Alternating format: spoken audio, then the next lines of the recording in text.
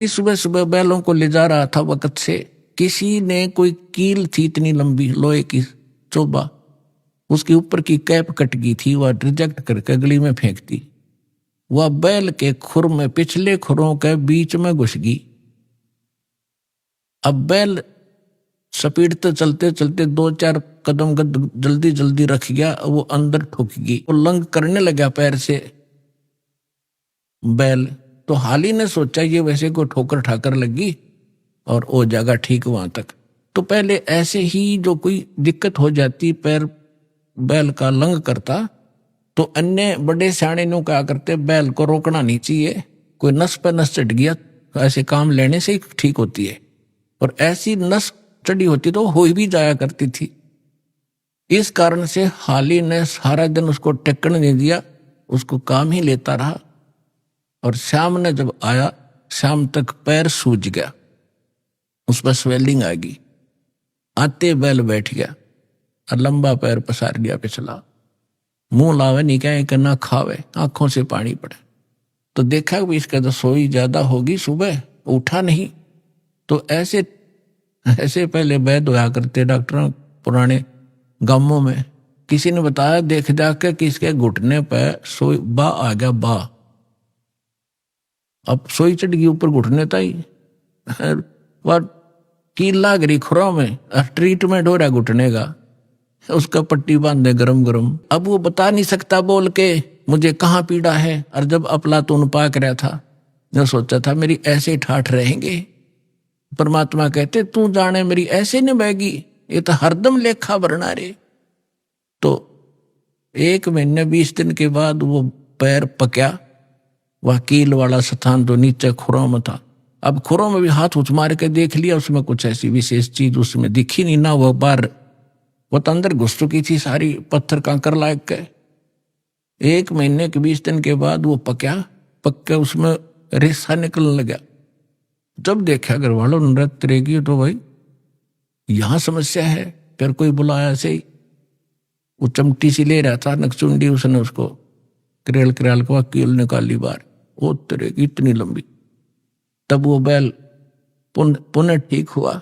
तो पुण्यात्माओं उस दिन के बाद दास का ऐसा झटका लग गया। वो बात फिर बाद याद आने लगी, जब मालिक की वाणी पढ़ने लगे, रोंगटे खड़े हो जाते हैं।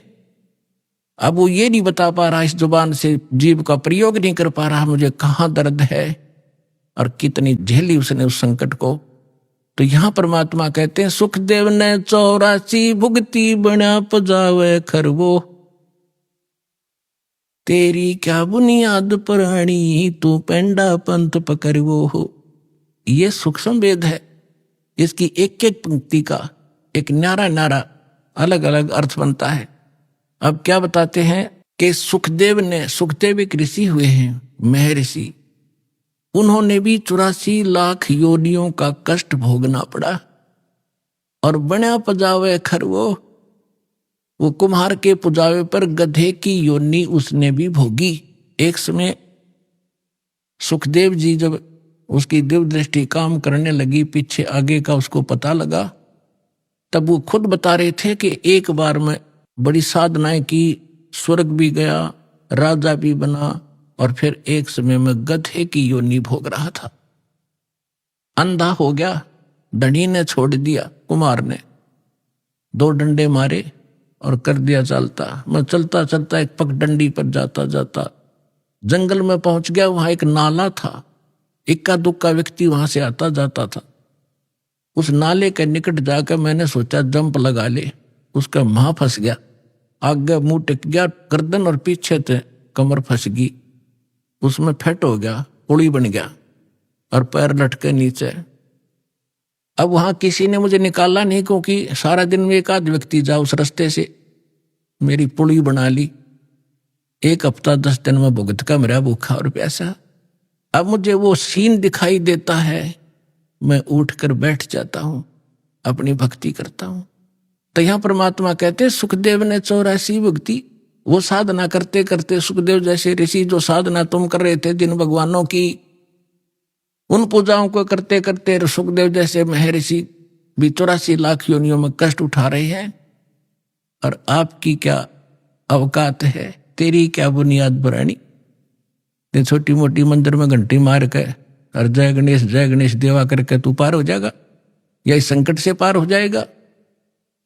तू पेंडा पंथ पकड़े, वो पेंडा यानी मार्ग, पैडा वे ऑफ वर्शिप, पूजा क्या वो मार्ग, वो रास्ता ग्रहण कर।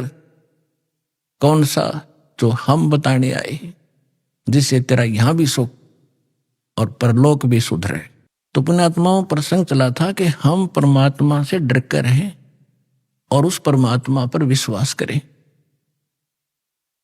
और उसने हमें ये सिखाना चाहते हैं कि तुम भगवान पर विश्वासी बनो।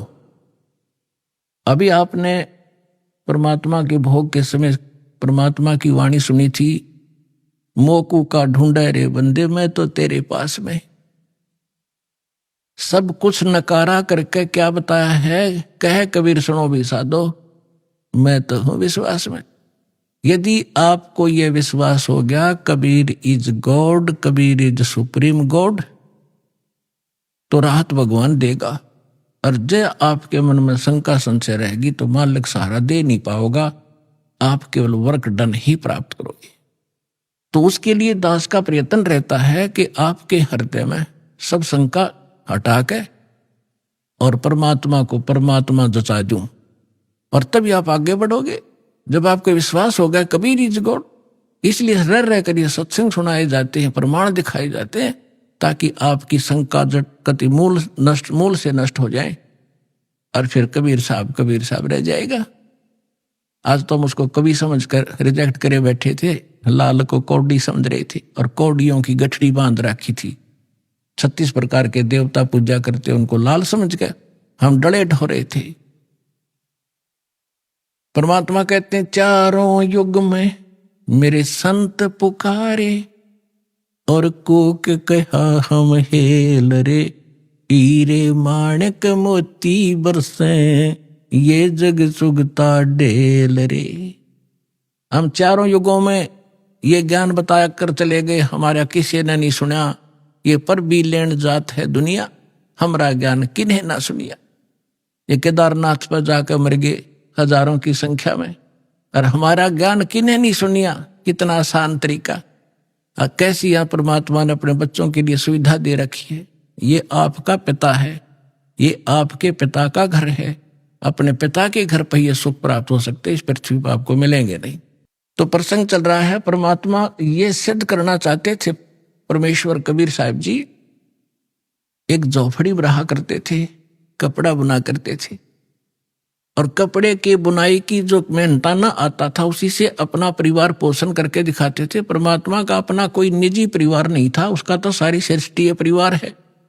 उनका पत्नी नहीं थी, 2 बच्चे आपको बताया था, सत्संग में बहुत बार बताता है दास। लड़का एक लड़की, किसी की फड़क निकालने के लिए वह जीवित करे थे, और वो बच्चे फिर अपने बेटा बेटी रूप में रखे थे। 2 माता पिता थे, मुंह बोले, जन्म नहीं था उनसे मालिक का। वो निसंतान थे, कमल के फूल पर परमात्मा सतलोक से आकर विराजमान हुए थे, एक शिशु रूप धारण करके वहां से उठा ले गए थे। तो वो सब लीला करते हुए युवा हुए तो दुल्हे का काम करने लगे, धान कहलाए।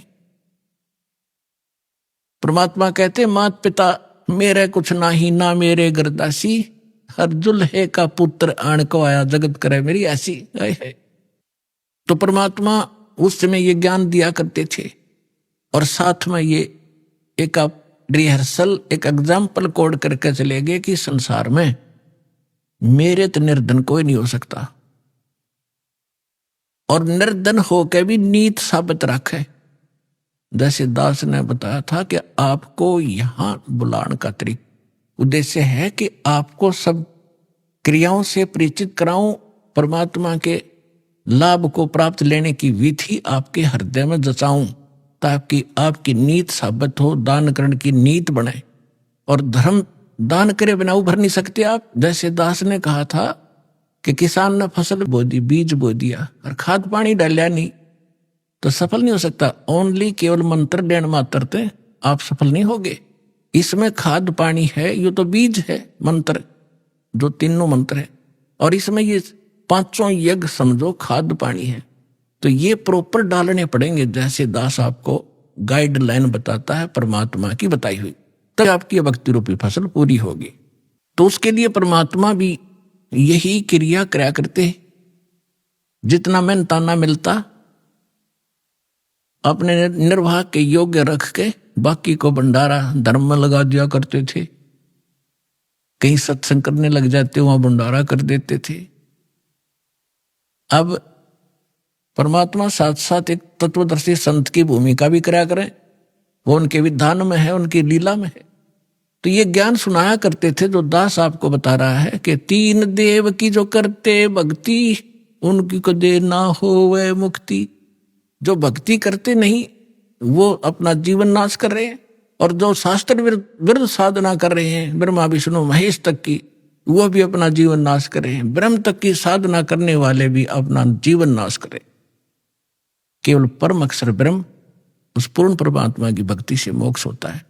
तो इसलिए परमात्मा कहा करते थे, जिस कारण से हमारे धर्मगुरु हिंदू और मुसलमानों के दोनों नाराज हो गए। उन्होंने हर तरह से ज्ञान से भी पराजित कर दिया दाता ने उनको। उन्होंने उनके साथ जुल्म ढाए कर उनसे मरे नहीं, हार कर वो थक गए।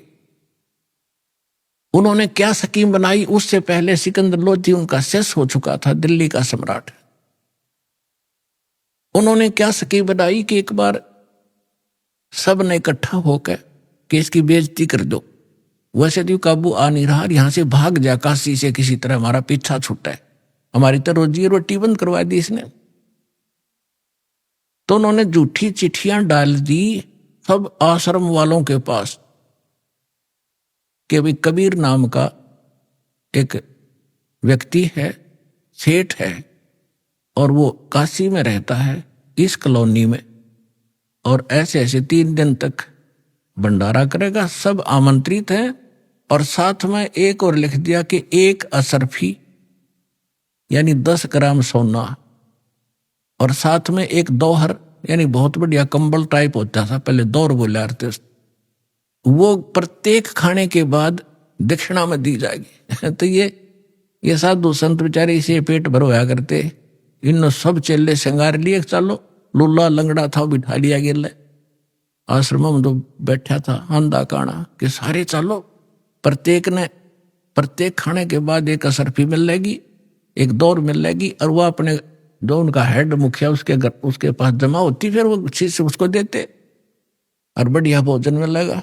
तो कहते हैं 18 लाख आदमी आगे, ये साधु संत फकीर सारे गिरिपुरी सब मंडलेश्वर। अब सुबह सुबह रविदास जी और कबीर साहब तकरीबन इकट्ठे रहते थे सारा दिन लगभग।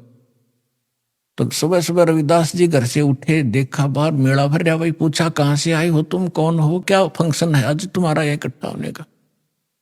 तो वो बाबा लोग कहते हैं कि काशी वाले तुम कौन सी दुनिया में रहते हो, तुम्हें पता नहीं, हम इतनी दूर से आ गए कि यहाँ कबीर नाम का कोई सेठ है, और ऐसी उस कॉलोनी में रहता, दुलाहों वाली कॉलोनी के पास।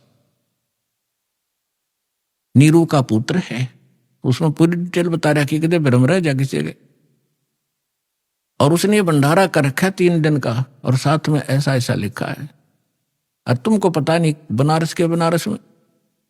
अब रविदास जी तो समझ गए कि ये किसी ढीठ आदमी की बकवाद है, राजतनाश पीट दिया इसने, दुनिया आ गई निरी। रविदास जी पहुंचे परमात्मा वाली झोपड़ी में और कहने लगे महाराज जी आज तो नाश हो गया, काशी छूटेगी।